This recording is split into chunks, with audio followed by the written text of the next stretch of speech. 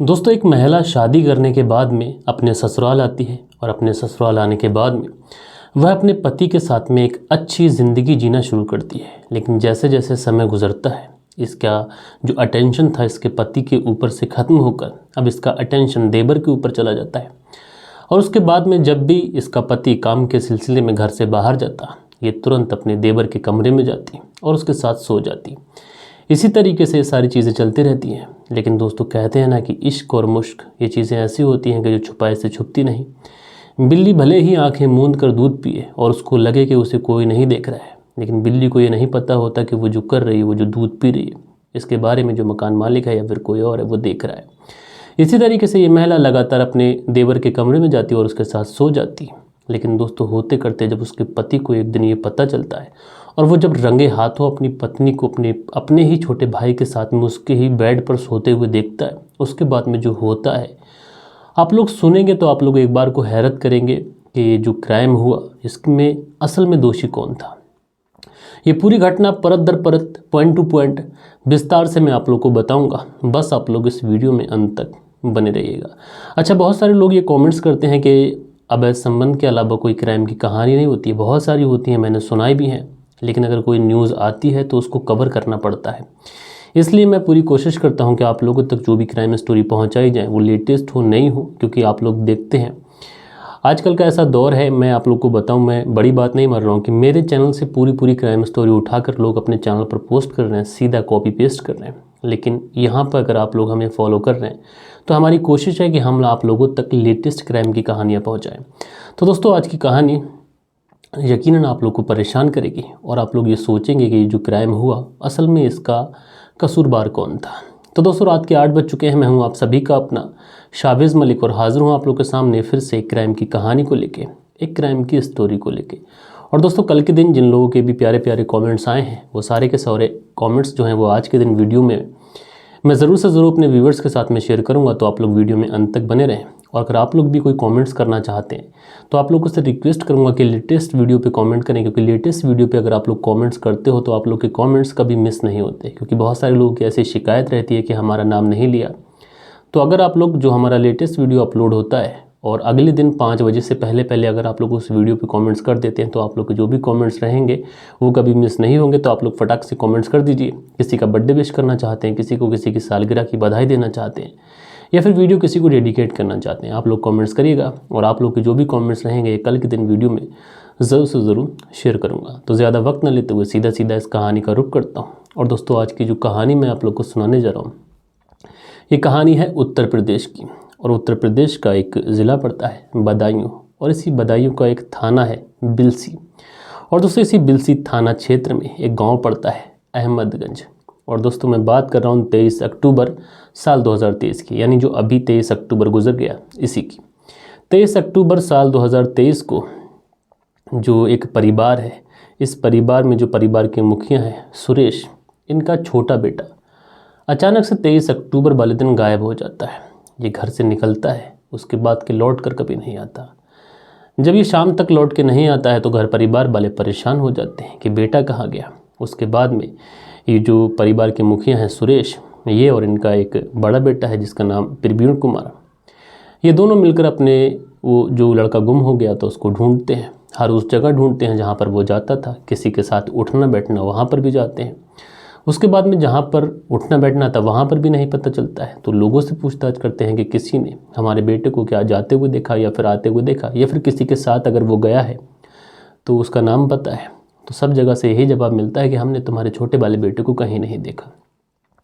अब परिवार वाले बड़े परेशान। उसके बाद में रिश्तेदारों में जगह जगह कॉल करके पूछा जाता है, क्योंकि आमतौर पर ऐसा होता है कि कोई व्यक्ति अगर कहीं से निकला आ रहा तो उसको ध्यान आ गया अरे इस रिश्तेदार के घर चले जा रहे हैं, तो ऐसा होता है। तो इसलिए ये लोग रिश्तेदारों में भी कॉल करते हैं। और जैसे ही रिश्तेदारों में कॉल करते हैं तो वहाँ से भी इनको सिर्फ और सिर्फ एक ही जवाब मिलता है कि जो तुम्हारा बेटा है वो यहाँ नहीं आया। अब परिवार वाले होते करते जब ज़्यादा ही परेशान हो जाते हैं, पूरी रात गुजर जाती है। अगले दिन सीधा पुलिस थाने पहुँचते हैं और पुलिस थाने पहुँचने के बाद में अपने बेटे की गुमशुदगी की रिपोर्ट लिखाते हैं। इधर जैसे ही वो लोग लौट के आते हैं तो गांव के अंदर एक अजीब सा हल्ला मच जाता है। दरअसल गांव के ही पास में एक खेत वाली ज़मीन है जिसमें बाजरा बोया हुआ था। उसी बाजरे वाली ज़मीन में एक शव मिलता है। अब जैसे ही शव मिलता है, गांव वाले लोग जब देखते हैं तुरंत पूरे गांव में हड़कंप मच जाती है, क्योंकि जो शव था ये इन्हीं सुरेश के छोटे वाले बेटे का था। उसके गले में गमछे से फंदा लगा हुआ था और गांव में जब इस तरीके की खबर फैलती है तो पूरे गांव से एक भीड़ उस तरफ भागती है। अब पूरी भीड़ भागती है, ये घर परिवार के लोग भी भागते हैं। अब जैसे ही ये लोग वहाँ पर जाके देखते हैं तो इनका जो छोटा वाला बेटा है, जो कल रात से घर नहीं आया था, उसका ही शव पड़ा हुआ था। अब जो पिता सुरेश था, ये तो अपने बेटे को तुरंत सीने से लगाकर दहाड़े मार मार कर रोने लग जाता है। बड़ा भाई, उसका भी बुरा हाल।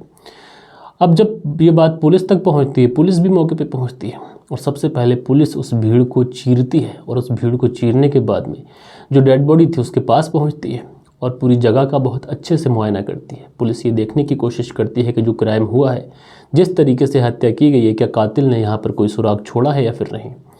पुलिस बड़ी ही सतर्क होकर उस पूरे घटना स्थल की जांच करती है, साथ के साथ जो डेड बॉडी थी उसकी भी समीक्षा करती है। आखिरकार डेड बॉडी को अपनी कस्टडी में लेने के बाद में पुलिस पोस्टमार्टम के लिए भेजती है। अब इधर पुलिस पूछताछ शुरू करती है, क्योंकि कत्ल हुआ है तो कत्ल करने वाला तो होगा, तो कातिल कौन है, कत्ल करने की वजह क्या है, ये सारी चीज़ें पुलिस जानने की कोशिश करती है। अब चूंकि गांव का मामला था दोस्तों, गांव में आमतौर पर आप लोग देखते हैं कि सीसीटीवी वगैरह होते नहीं हैं, इसलिए पुलिस जो है पूछताछ शुरू करती है। जो वहीं पर लोग होते हैं उनसे जब पूछताछ की जाती है कि किसी ने जब ये गुम हुआ था तो किसी ने किसी के साथ इसको जाते देखा था या फिर कोई ऐसा व्यक्ति जिसने इस खेत की तरफ इसको आते देखा हो, तो सारे के सारे लोग जो वहाँ पर मौजूद होते हैं वो पुलिस को यही बताते हैं कि साहब, हमने इसको ना तो किसी के साथ जाते देखा और जब ये खेत पर था हमने उस समय भी इसको नहीं देखा। उसके बाद में घर परिवार वालों से पूछताछ की जाती है। अब जब घर परिवार वालों से पूछताछ की जाती है तो घर परिवार वाले यही बताते हैं कि साहब, कल दिन में ये घर से गया था, उसके बाद से लौट के नहीं आया और सुबह को इसकी डेड बॉडी इस बाजरे के खेत से मिली है। उसके बाद में पुलिस वाले पूछते हैं क्या इसकी किसी से कोई लड़ाई झगड़ा था, किसी से कोई दुश्मनी, या फिलहाल में किसी से झगड़ा हुआ और किसी ने इसको धमकी वगैरह कुछ दी हो। तो घर परिवार वाले बताते हैं ऐसा तो कुछ नहीं है, दरअसल हमारा जो बेटा है उसकी उम्र मात्र 16 साल है और जो कि पढ़ाई करता है, ना किसी से दुश्मनी ना कुछ। अब उसके बाद में दोस्तों जो डेड बॉडी थी ये तो पोस्टमार्टम के लिए चली जाती है और पुलिस अब जहाँ पर घर था इस जो सुरेश का जो पिता है सुरेश, उसके घर पे पहुँचती है और घर पे पहुँचने के बाद में अन्य लोगों से पूछताछ की जाती है और वहीं पर पड़ोसियों से पूछताछ की जाती है। अब जब पड़ोसियों से पूछताछ की जाती है तो पड़ोसी कुछ अलग बात बताते हैं। दरअसल पड़ोसी बताते हैं कि जो सुरेश का बेटा है जिसकी उम्र 16 साल है, जिसकी हत्या हो चुकी है, इसकी आए दिन इसके बड़े भाई प्रवीण से झगड़ा हुआ करता था और हाल फिलहाल की बात है कि दोनों भाइयों के बीच में बहुत ज़्यादा गाली गलौज हो रही थी, बहुत ज़्यादा झगड़ा हो रहा था। उसके बाद में घर परिवार वालों ने इनमें समझौता कराया था। अब जब इस तरीके की बात सामने आती है तो पुलिस वाले कहीं ना कहीं अब प्रवीण की तरफ देखते हैं। अब जैसे ही प्रवीण की तरफ देखते हैं और प्रवीण से कुछ पूछताछ करते हैं तो प्रवीण के सवाल जवाब जो थे वो एक तरीके से अस्त व्यस्त। उसके बाद में शक के आधार पर इस प्रवीण को पुलिस थाने लेके जाया जाता है और पुलिस थाने ले जाने के बाद में जब पुलिस प्रवीण से पूछताछ करती है बड़े भाई से, तो प्रवीण शुरुआत में तो इधर उधर की बातें बताता है, लेकिन पुलिस जो अपनी सख्ती इसके ऊपर दिखाती है, क्योंकि जब ये पुलिस को जवाब दे रहा था तो जवाब जो थे वो सीधे नहीं थे। कहीं ना कहीं पुलिस को शक तो हो जाता है, क्योंकि दोस्तों हमारे देश की पुलिस एक काम बहुत अच्छे से जानती है, कातिल कौन है, कत्ल किसने किया है, ये पुलिस बहुत अच्छे तरीके से जानती है। अब उसके बाद में जब इससे सख्ती से पूछताछ की जाती है तो ये पुलिस के सामने टूट जाता है और टूटने के बाद में जो कहानी सुनाता है वो कहानी यकीनन बहुत ज़्यादा परेशान करने वाली थी। और ये कहानी अवैध संबंधों में लिप्त एक ऐसे मर्डर की कहानी थी जिसे सुनने के बाद में मैं और आप कहीं ना कहीं यही सोचेंगे कि इस तरीके की जो वारदात हो रही हैं वो अवैध संबंधों के चलते हो रही हैं। दोस्तों अवैध संबंध एक ऐसी चीज़ है कि जो इंसान के परिवार को धीरे धीरे दीमक की तरह खाती है और इंसान सोचता है कि शायद वो जो चीज़ें कर रहा है इसके बारे में किसी को पता नहीं है और इसका कोई साइड इफ़ेक्ट भी नहीं होगा। और ऐसा ही इनके परिवार में हुआ। दरअसल प्रवीण बताता है कि उसका जो छोटा भाई है जिसकी उम्र मात्र 16 है, उसकी जो पत्नी है, यानी कुछ साल पहले उसकी शादी हुई थी, उसकी पत्नी से अक्सर वो हंसी मजाक करता। जब हंसी मजाक करता सारी चीज़ें नॉर्मल, और मैं जब काम पर चला जाता कई बार मैं आता तो मैं देखता कि देवर भाभी एक ही पास में है, एक ही बिस्तर पे है, तो कहीं ना कहीं मुझे शक हो जाता है। मुझे शक ऐसा होता है कि मेरा भाई जो है मेरी ही पत्नी के साथ में शायद गलत रिश्तों में है। उसके बाद में मैं फिर भी अपने भाई और अपनी पत्नी के ऊपर एक तरीके से शक नहीं करता हूँ। मैं सोचता हूँ कि अगर इनके बीच में कुछ है तो ये चीज़ें ज़रूर सामने आएंगी। उसके लिए मैं इन लोगों का पीछा करता हूँ। एक तरीके से मैं अपनी पत्नी और अपने भाई के ऊपर नज़र रखना शुरू कर देता हूँ। उसके बाद में एक दिन जब मैं काम पे जाता हूँ तो काम से मैं जल्दी लौट कर आ जाता हूँ। अब जैसे ही मैं जल्दी लौट कर आता हूँ तो देखता क्या हूँ कि जो मेरा भाई है वो मेरी ही पत्नी के साथ में आपत्तिजनक हालत में था।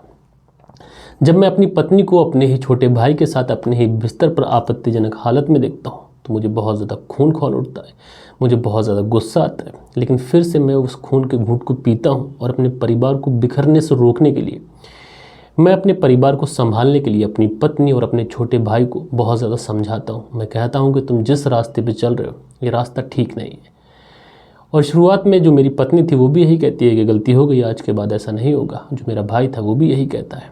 लेकिन दोस्तों, कहते हैं ना कि इंसान को जब इश्क का भूत सवार होता है और जब अवैध संबंधों में इंसान लिपट जाता है और एक बार अगर शारीरिक संबंध बन जाते हैं तो इस चीज़ की आदत लग जाती है। यही हुआ इस प्रवीण की पत्नी के साथ में। इसकी पत्नी को अपने देवर की आदत लग चुकी थी, जो कि मात्र 16 साल का था। अब उसके बाद में थोड़े दिन तक तो ये चीज़ें ठीक रहती हैं, लेकिन उसके बाद में जो पत्नी थी फिर से अपने ही देवर के साथ में वही रंगरलियाँ बनाना शुरू कर देती है। अब आखिरकार ये चीज़ें ज़्यादा दिन तक छुप नहीं पाती हैं। फिर से इस पति को पता चल जाता है प्रवीण को। जब इसको पता चलता है तो ये अपने ही भाई को अपनी पत्नी और अपने रास्ते से हटाने के लिए तैयार हो जाता है। उसके बाद में एक साजिश रचता है और साजिश के तहत ये अपने भाई के नज़दीक जाता है, क्लोज जाता है। हालांकि कई बार पहले झगड़ा हो चुका था तो बातचीत इतनी अच्छी नहीं होती थी, लेकिन ये अभी अपने भाई से थोड़ा सा फ्रैंक होने की कोशिश करता है। उसके बाद में जब ये अपने भाई के भरोसे को जीत लेता है, छोटे भाई को, उसके बाद में एक दिन अपने भाई को दबा दिलाने के बहाने ये परौली लेके जाता है। परौली जो कि पास ही में पड़ता है, और वहाँ पर दबा दिलाने के लिए लेके जाता है बाइक से। और रास्ते में ये लोग भांग इस तरीके का नशा भी करते हैं। और जो नशा करने के बाद में ये जो प्रवीण था ये अपने छोटे भाई को अपने ही खेत, यानी कि जो बाजरे का खेत है, वहाँ पर लेके जाता है। और वहाँ पर ले जाने के बाद में जो गमछा इसके गले में पड़ा हुआ था, उस गमछे से अपने ही भाई का गला जब तक दबाता है जब तक उसकी मौत नहीं हो जाती। जब इसका भाई वहाँ पर दम तोड़ देता है, उसके बाद में अपने ही भाई को वहीं पर फेंक के, उस गमछे को भी वहीं पर फेंक के मौके से 9-2-11 हो जाता है और अपने घर पे आ जाता है। नॉर्मल तरीके से रहने लग जाता है। अब किसी को ये पता नहीं था कि छोटा वाला भाई है वो बड़े भाई के साथ गए, ना तो किसी ने उनको देखा था। इस तरीके से ये लोग गए थे।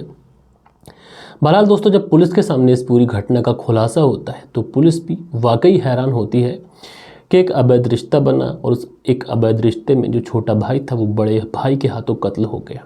यकीनन दोस्तों ये घटना काफ़ी ज़्यादा परेशान करने वाली है और आए दिन दोस्तों इस तरीके की घटनाएं हो रही हैं। इस तरीके की कहानी आप लोग को सुनाना एक तरीके से ये बताना है कि समाज के अंदर जो ज़्यादा से ज़्यादा क्राइम हो रहे हैं वो एक तरीके से पैसा नहीं है, कोई और चीज़ नहीं है, बल्कि अवैध संबंध है। और जो छोटे छोटे क्राइम आप देख रहे हैं कि किसी का फैमिली में मर्डर हो जाना इस तरीके से, यानी कोई पत्नी अपने पति की हत्या करा रही है, कोई पति अपनी पत्नी की हत्या करा रहा है, कोई देवर अपनी भाभी की हत्या करा रहा है, इस तरीके से सारी चीज़ें हो रही हैं। और ये सारी की सारी चीज़ें जो हो रही हैं ये अवैध संबंधों में हो रही हैं। दोस्तों, इंसान को चाहिए कि अवैध संबंधों से जितनी जल्दी चाहे वो दूर हो जाए। भले ही इंसान सोचता होगा ये सारी चीज़ें किसी को पता नहीं चलती हैं। ज़रा सोचिए कि अगर कोई शादीशुदा व्यक्ति, फॉर एग्जाम्पल एक लड़का ही ले लें, अगर वो किसी से बात करता है और इसको उसकी पत्नी को इस बारे में पता चल जाता है तो क्या उसकी शादीशुदा ज़िंदगी में खलल नहीं पड़ेगी? क्या उसकी शादीशुदा ज़िंदगी ख़राब नहीं होगी?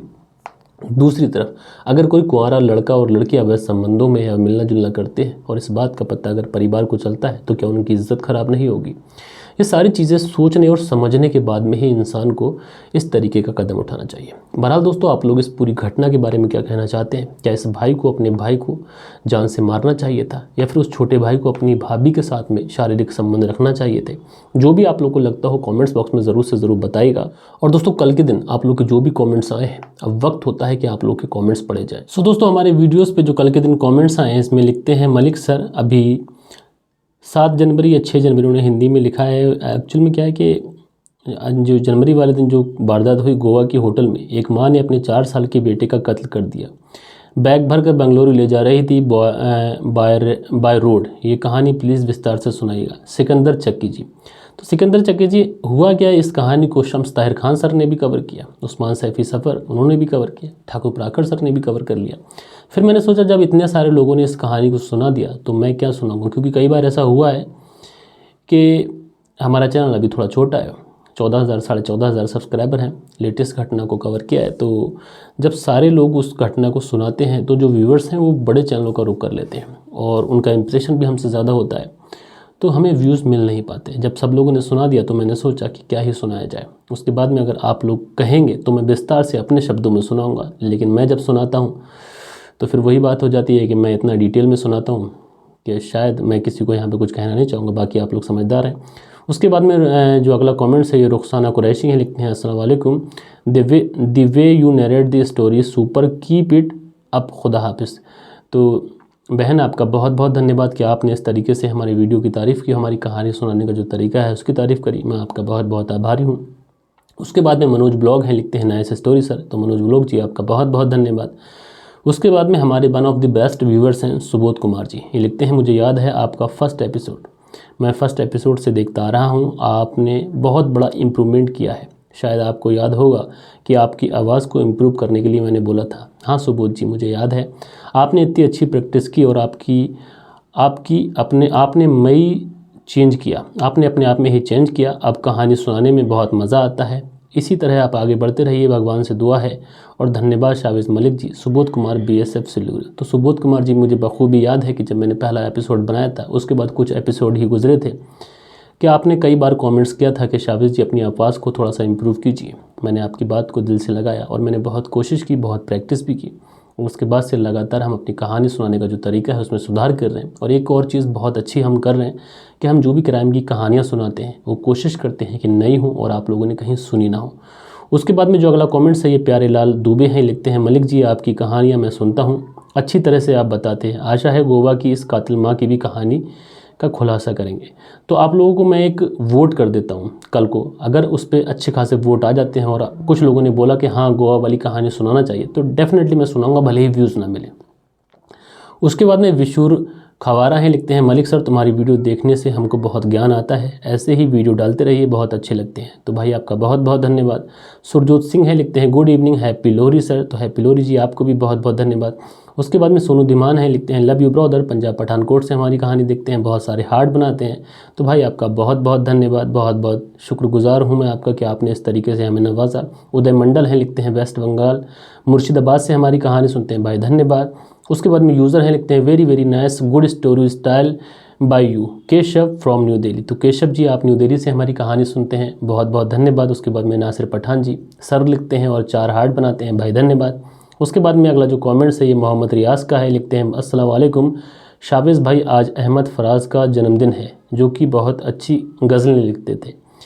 तो अहमद फराज जी जो कि शायद ही मैं कहता हूँ ऐसा कोई व्यक्ति होगा जो अहमद फराज जी को ना जानता होगा। खैर उनके जन्मदिन की एक तरीके से हम सबको काफ़ी शुभकामनाएं, क्योंकि उन्होंने जो गज़लें लिखी हैं ये शायद हमारी ज़िंदगी में बहुत अच्छे इम्पैक्ट डाल के गई हैं। उसके बाद में नीतू सिंह हैं, ये लिखते हैं हेलो सर, इतना ही कहूँगी कि आप अच्छी कहानी सुनाते हैं, थैंक यू नीति सिंह रॉय।